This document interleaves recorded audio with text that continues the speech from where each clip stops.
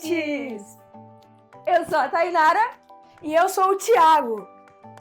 Sejam todos bem-vindos à nossa Escola Bíblica Online! Nós somos da Igreja Assembleia de Deus Marcos do Evangelho, que se encontra em Cariacica, Espírito Santo, Brasil! Se você é de outra cidade ou de outro país, deixe seu nome e a sua cidade aqui nos comentários para a gente te conhecer. Aproveite esse momento para comentar, curtir e se inscrever no nosso canal. E não esquece de ativar o sininho de notificações para não perder nada, hein? E hoje nós vamos estudar a lição de número 1 da nossa revista, que o título é O Amor de Deus na Bíblia. Que Deus nos abençoe com o conhecimento da sua palavra. Vamos orar para iniciar. Senhor Deus, eterno Pai, gratidão por mais esse dia, Senhor, por mais esse EBD, que o Senhor possa nos dar todo o conhecimento que nós devemos aprender, Senhor. Isso que eu te peço, em nome de Jesus. Amém!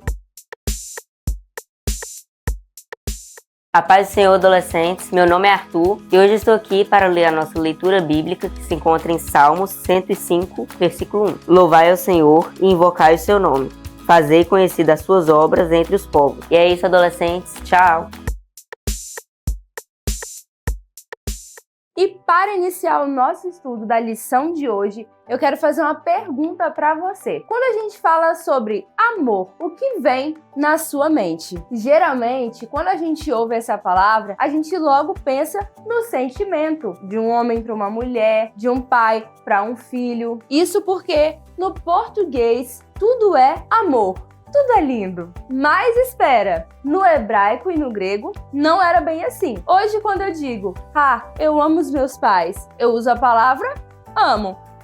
Eu amo meus estudos, eu uso a palavra amo. Eu amo ir à igreja. Mas no hebraico, no grego e em outras línguas, as pessoas fazem distinção de cada tipo de amor. Então essa é a primeira curiosidade que você tem que anotar aí no seu caderno. Mas por que isso é tão importante? Bom, quando a gente usa uma mesma palavra para falar sobre todos os tipos de amores, a gente tende a colocar todos eles no mesmo nível de amor. Mas a Bíblia ensina algo diferente a respeito de cada um deles, mostrando que o amor vai muito além de um sentimento ou de uma apreciação por uma coisa. Por isso que na lição de hoje vamos aprender o verdadeiro significado do amor. Eu sei que você estava achando que a gente ia falar sobre romance, que você ia viajar um pouco, como nos filmes que você assiste.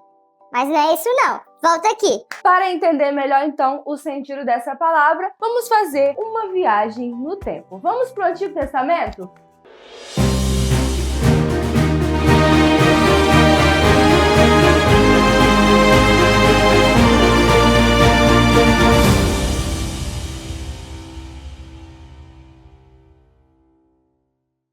No Antigo Testamento, os hebreus usavam uma expressão que podia significar o amor de Deus pelas pessoas e pela criação. Mas tinha um outro termo que eles usavam para se referir ao amor de misericórdia, de compaixão. Bondade, exatamente esse sentimento de relacionamento entre as pessoas. Já caminhando um pouco mais para o Novo Testamento, nós temos o amor ágape, um amor incondicional, um amor que não espera nada em troca, assim como o amor de Jesus na cruz, quando ele morreu por mim e por você. Também encontramos aqui o amor filéu, o amor de um pai por um filho, que eu sinto por um amigo. Filéu se refere a esse sentimento natural, que normalmente é retribuído. Mas, antes de falar um pouquinho sobre cada um deles, vamos caminhar no tempo voltando para a nossa época.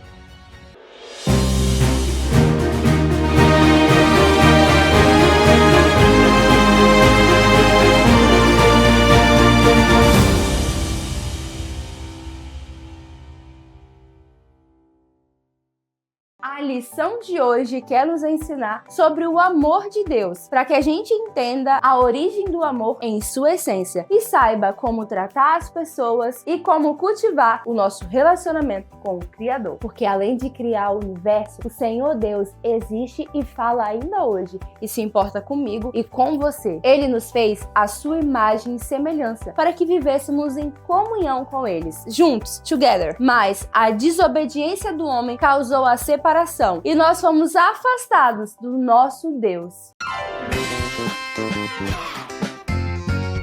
Estamos aqui com o Daniel. Daniel, se Deus é amor, por que o pecado é o oposto de Deus? Porque o pecado é uma coisa ruim e em Deus não há nada ruim. Deus é amor e é justiça. E o pecado foge totalmente disso. Estamos aqui com a Elisa. Elisa.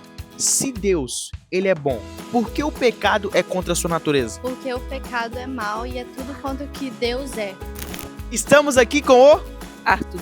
Arthur. Se Deus é amor, por que o pecado é tão contrário à sua natureza? Porque o pecado veio só para trazer mal e ele só traz discórdia e nos faz nos sentir péssimos.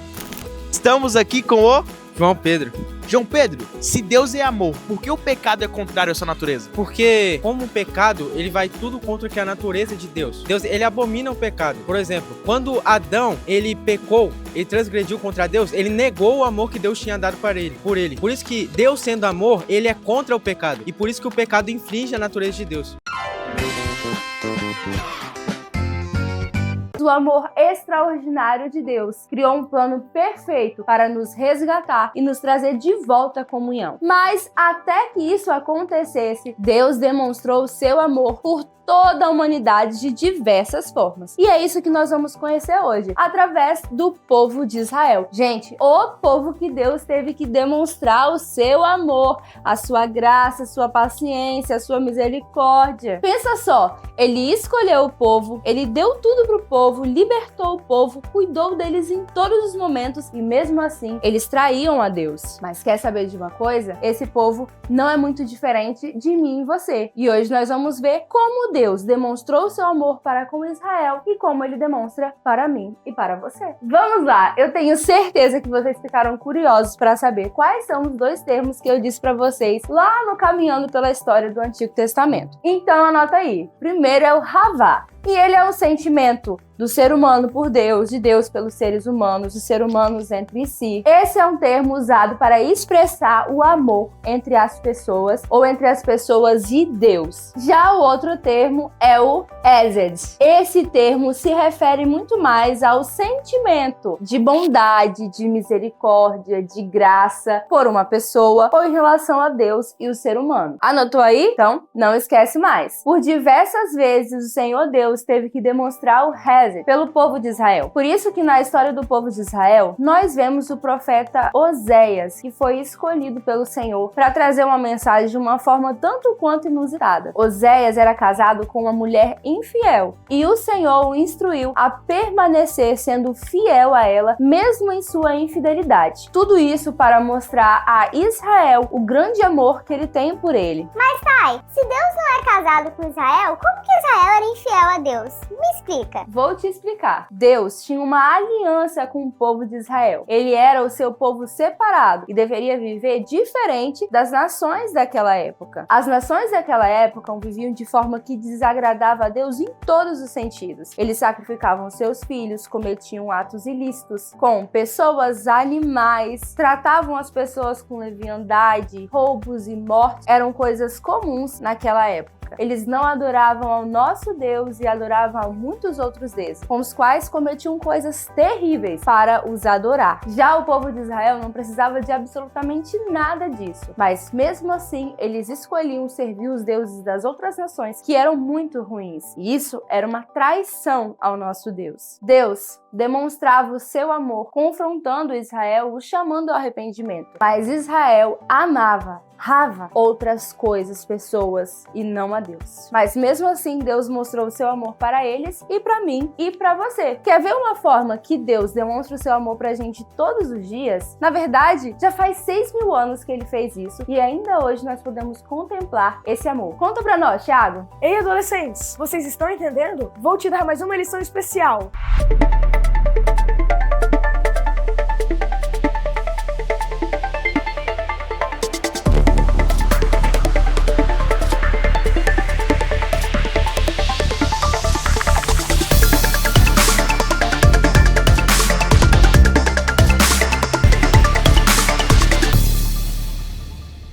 A paz do Senhor, adolescentes! O meu nome é Ana Luísa e hoje nós estamos aqui para mais um Você Sabia? Então, escuta isso. Antes de existir a luz, antes do tempo, antes da terra girar, só existia Deus. Nada além dele. Mas com a força da sua voz, o nada se tornou tudo. E ele disse: haja. E houve. O caos se transformou em ordem, e as trevas em luz. E o vazio se encheu de vida. Ele não precisou de matéria, não precisou de energia pré-existente e não precisou da ajuda de ninguém. Ele é o único Criador, eterno, poderoso e soberano. Cada galáxia, cada estrela, cada gota do oceano, cada detalhe da natureza veio da sua palavra.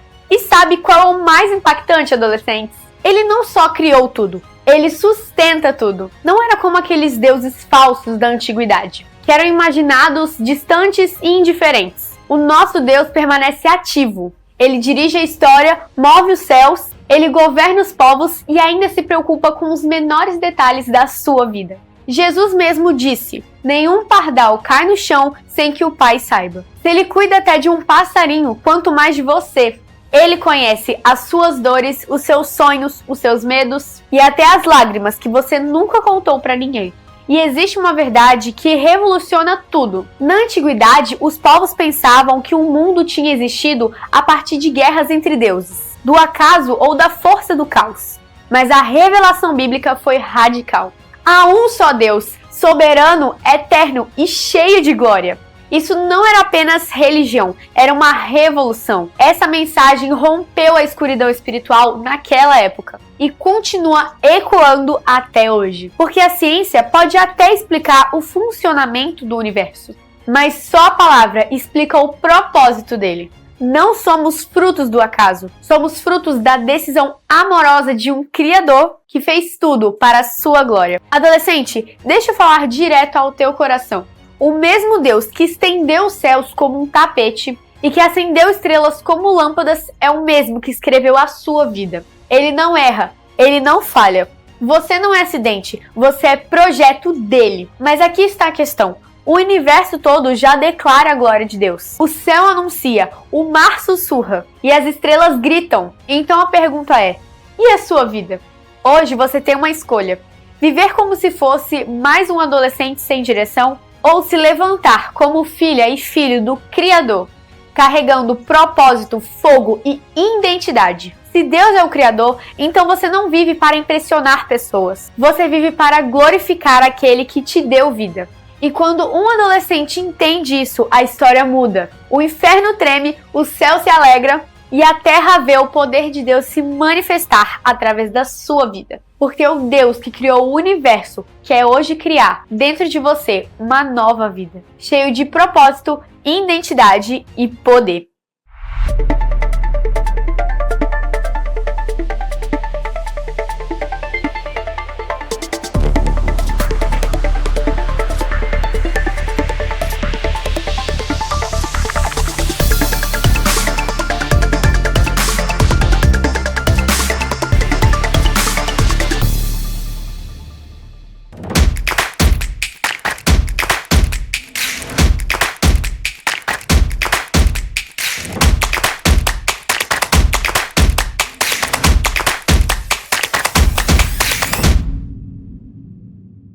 Paz do Senhor, adolescentes! Eu sou a Ana Luísa e o nosso convidado especial de hoje é o nosso Pastor Jairo. Olá, pessoal! Tô aqui com vocês. Deus abençoe! Então vamos para nossa primeira pergunta.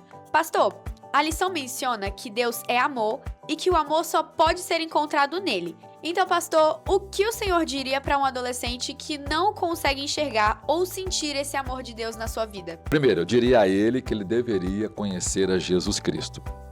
Se ele conhecer a Jesus Cristo de forma experimental e real, Jesus vai derramar em seu coração o Espírito Santo. Quem é que coloca o amor de Deus em nós? É o Espírito Santo. Essa relação pessoal com Jesus faz com que o Espírito Santo nos encha de amor. E esse amor é tão extraordinário que domina todo o nosso ser.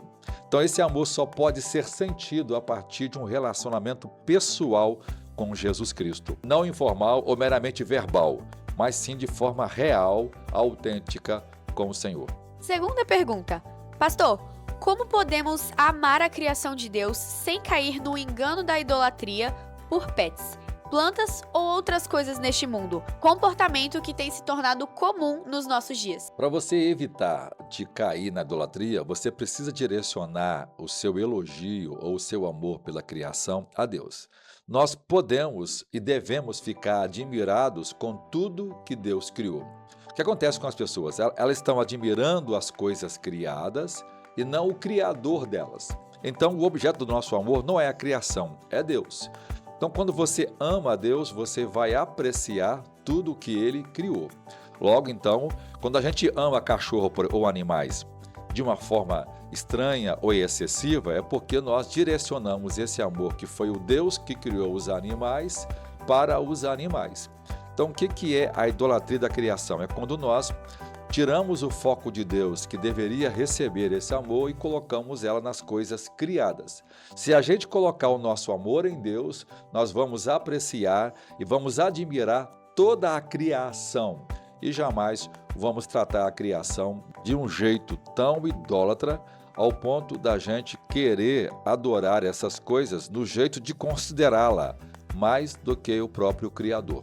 Quando é que a gente ama essas coisas mais do que a Deus? É quando a gente substitui essas coisas, primeiro, no lugar das pessoas. É quando a gente coisifica as pessoas e pessoaliza a criação.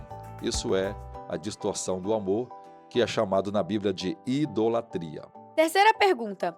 O texto diz que Deus não é um Deus ausente, mas que Ele sustenta o universo e está envolvido em nosso dia a dia. Como a gente pode perceber essa presença e esse cuidado de Deus na nossa rotina? Bem, a gente precisa estar atentos. Primeiro, porque tudo quanto Deus criou só permanece do jeito que está, porque Deus continua sustentando todas as coisas. Deus não é só o Criador, Ele é o sustentador de todas as coisas. Tudo que nós fazemos, se Deus não sustentar, se Deus não guiar, se Deus não guardar, as coisas não acontecerão do jeito como deveria acontecer. Nada na vida é aleatório. Deus sempre está ajustando tudo com a sua graça maravilhosa. Como a gente pode perceber isso? Por exemplo, Deus está o tempo todo dando a luz solar. Não houve um dia que o sol deixou de brilhar. Por quê? Porque Deus continua dando isso. Como perceber isso?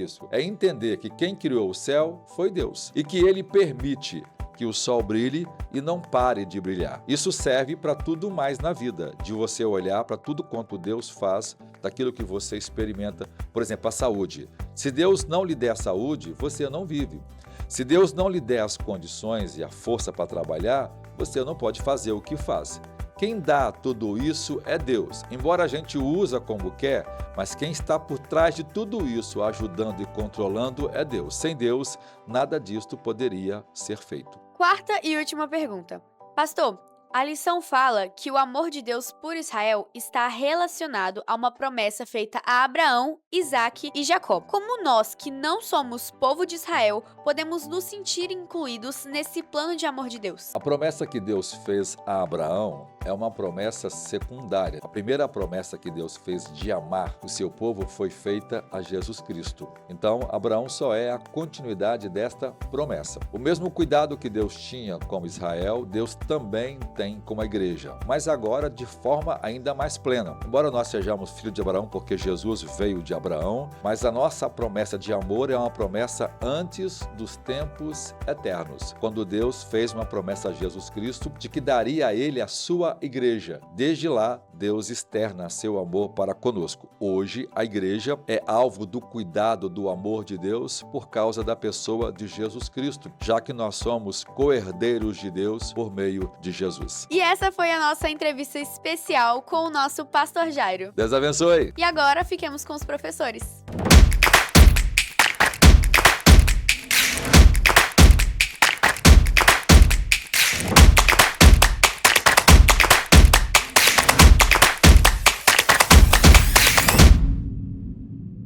Correspondente Ana Luísa, muito obrigada por essa entrevista maravilhosa que você gravou com o nosso pastor. Pastor Jairo, Muito obrigada por compartilhar conosco tamanha sabedoria. Que bom que nós podemos aprender tanto hoje. E foi só um pouquinho do que vocês vão ver durante todo esse trimestre. Vocês vão conhecer o amor de forma extraordinária. Mas eu não poderia deixar vocês irem embora sem dizer: o maior amor do mundo foi o que Deus demonstrou por nós naquela cruz, entregando o seu filho, o seu único filho, para morrer no seu lugar. Então, se hoje você ainda não entregou seu coração ao Senhor e não ama de todo o coração, eu quero te convidar a entregar toda a sua vida a Ele, porque Ele te chama hoje e não amanhã. Ele tem vontade de estar perto e em comunhão com você. Eu espero que o seu desejo seja conhecer a Ele assim como Ele te conhece, querer mais e mais e mais da sua preciosa presença. Que o meu e o seu coração esteja sempre aberto a receber esse amor e a compartilhar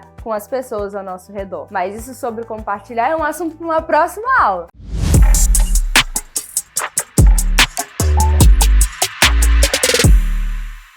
E agora chegou o nosso momento tão especial. O momento de honrar a Deus com as nossas finanças. E eu quero te convidar a não fazer isso com pesar, mas com coração alegre, reconhecendo todas as benesses que Deus tem nos feito. Abaixo temos a nossa conta bancária e o nosso Pix.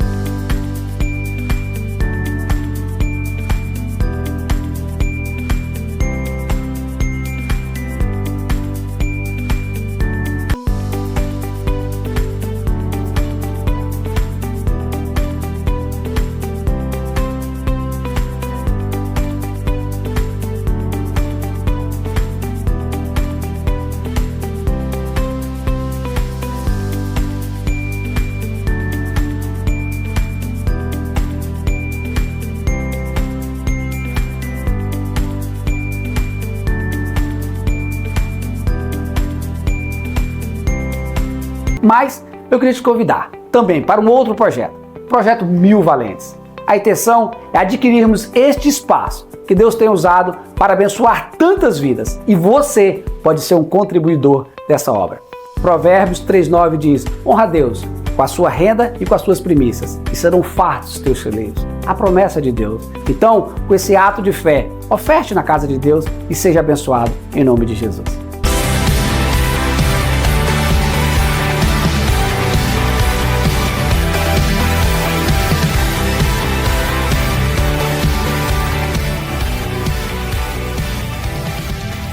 A paz do Senhor, adolescentes! Meu nome é Thiago e nós estamos aqui para mais um quiz. Primeira pergunta: o que torna o amor de Deus absolutamente singular em relação ao ser humano? A. É movido apenas por emoções e circunstâncias que mudam ao longo do tempo. B. Surge somente quando há correspondência e reconhecimento humano. C. Depende da perfeição do outro para permanecer. E D. É imutável, gratuito e oferecido até quando não há merecimento. Tempo na tela!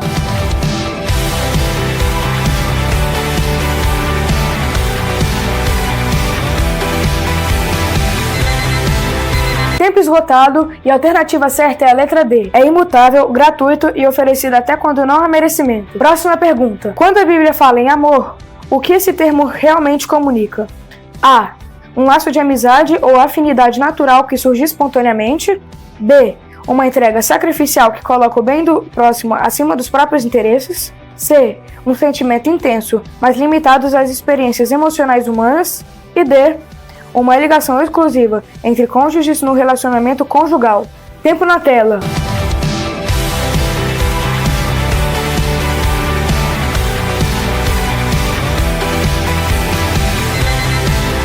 E o tempo acabou e a alternativa certa é a letra B. Uma entrega sacrificial que coloca o bem do próximo acima dos próprios interesses. Terceira pergunta. Segundo a mensagem bíblica, qual é a marca mais evidente de quem conhece a Deus de verdade? A. A realização de feitos extraordinários que impressionam as pessoas. B. O domínio de informações teológicas, conceitos e tradições religiosas. C. A vivência prática de um amor que transforma atitudes e relacionamentos. E D. A posição de influência em cada comunidade espiritual. Tempo na tela!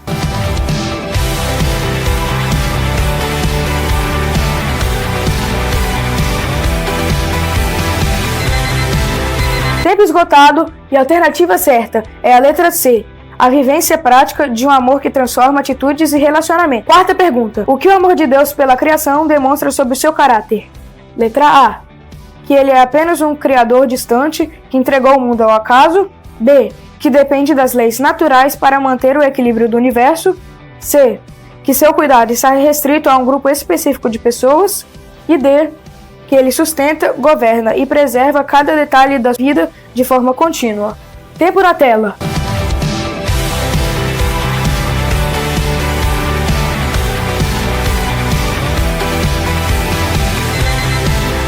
Tempo esgotado e a alternativa certa é a letra D, que ele sustenta, governa e preserva cada detalhe da vida de forma contínua. Quinta e última pergunta. Qual lição de moral está presente na ordem de Jesus para amar uns aos outros? A. Que o amor verdadeiro se revela em atitudes concretas, mesmo quando exige renúncia. B. Que a espiritualidade só é válida quando traz benefícios pessoais visíveis. C. Que amar se limita a aceitar quem já compartilha da mesma visão de mundo. E D. Que o amor é apenas um complemento da fé, mas não é essencial para vivê-la. Tempo na tela!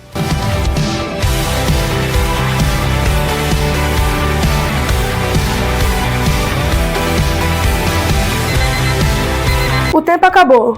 E a alternativa certa é a letra A, que o amor verdadeiro se revela em atitudes concretas, mesmo quando exige renúncia. E esse foi o nosso quiz, adolescentes. Espero que tenha acertado tudo, hein? Tchau!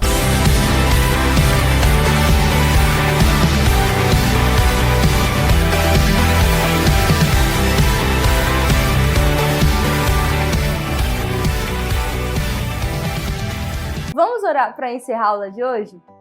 Senhor Deus, Pai, muito obrigada pelo seu amor, obrigada pela sua bondade, porque o Senhor cuida de cada um de nós. Senhor Jesus, abençoa-nos durante todo esse trimestre, que os adolescentes possam crescer em graça e em sabedoria. Em nome de Jesus, amém! Tchau! Pois corta isso, gente. Corta isso, gente. Senhor Deus, eterno Pai, gratidão por mais esse dia, Senhor. Obrigado por essa... Então anota aí. Primeiro é o H-A-B-A. Então anota aí. O primeiro é o A. A paz do Senhor, adolescentes! Eu sou a Tainara. Já o outro termo é o hazard. Não é isso que eu falei? Hazard. Difícil. Hazard. Pois corta isso, gente. Corta isso, gente.